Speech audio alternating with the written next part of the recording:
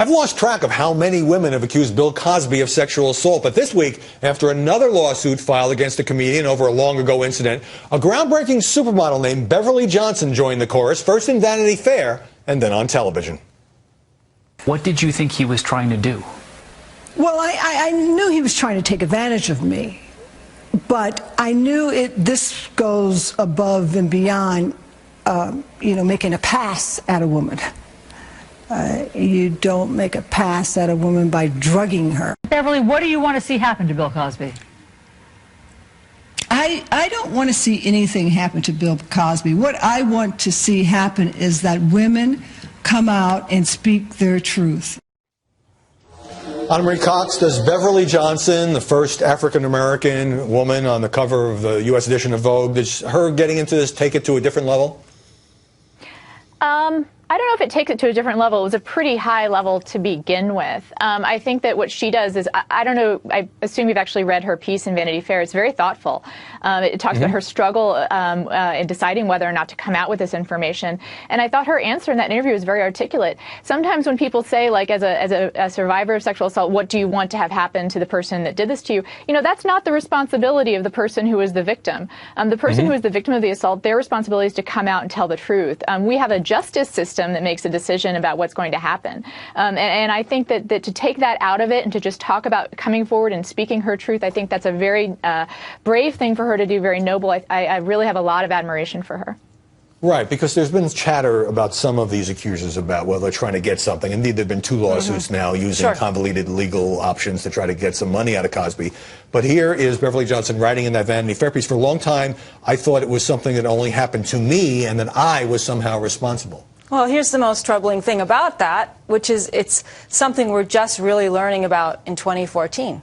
This is decades of incidents, and it's trickled out in the press. Well, in past years, there have been some allegations about a handful of women, and now it just seems like lots and lots of women. And you almost wonder, more than 25 accusers, are we reaching a tipping point in this story?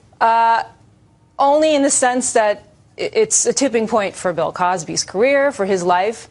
But I think when you look back on the media, I think it's opening up a new window and really, did we ignore an important story? That's my question. It sounds like the media did for questionable reasons, and that's a big part of this. I think that the media kind of shielded Bill Cosby for a long time from most of this, but now you wonder whether the pendulum's going the other way. CNN devoting a primetime hour to putting 5 Cosby accusers on.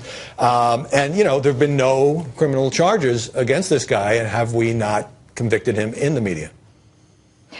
Well, it's tough to cover a story like this without saying you've convicted someone in the media. I mean, I think it's probably a responsible thing to interview the survivors of these assaults, or the people that say, the women that say they've been assaulted.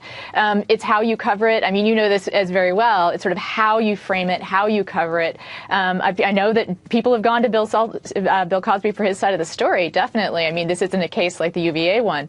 We know what his side of the story is, which is that he doesn't say very much. So I don't know if it's fair to say that we're trying him in the media. I think we're going to have to see that special. I think that there is a tendency for pendulum swings for us to try and make up for things that we've done wrong in the past in the media, to try and overcover when we've undercovered. But I'm not sure. I think it's up to the individual news organization to try and retain some sense of responsibility and context for what they're doing. But I don't see anything wrong with now going after this story pretty hard. Right. Well, the special, the women basically told their stories on CNN in a way that, it's always more compelling on television. Now, I've been really struck by Cosby saying nothing, his lawyer, Marty Singer, only putting out statements. But now we see a little squib in the New York Post, page 6, in which Bill Cosby tells a reporter, I only expect the black media to uphold the standards of excellence in journalism. And when you do that, you have to go in with a neutral mind. So he is saying something, and it sounds like he maybe feels betrayed by African-American news outlets. Well, what's interesting to me, too, is the way the story unfolded. And I wonder if the media would have come down so hard on him, and if the black community would have come down so hard on him if he wasn't out on tour lecturing the black community. I think there's a real connection there. The political aspect there. That's right. Yeah, and we do have to remember that this happened at a time when he was trying to restart his career, had to deal with NBC, had to deal with Netflix, reruns airing on TV Land. All that has now gone away because of the mounting allegations here. Susan Frischio, Anna Marie Cox, thanks very much for joining us.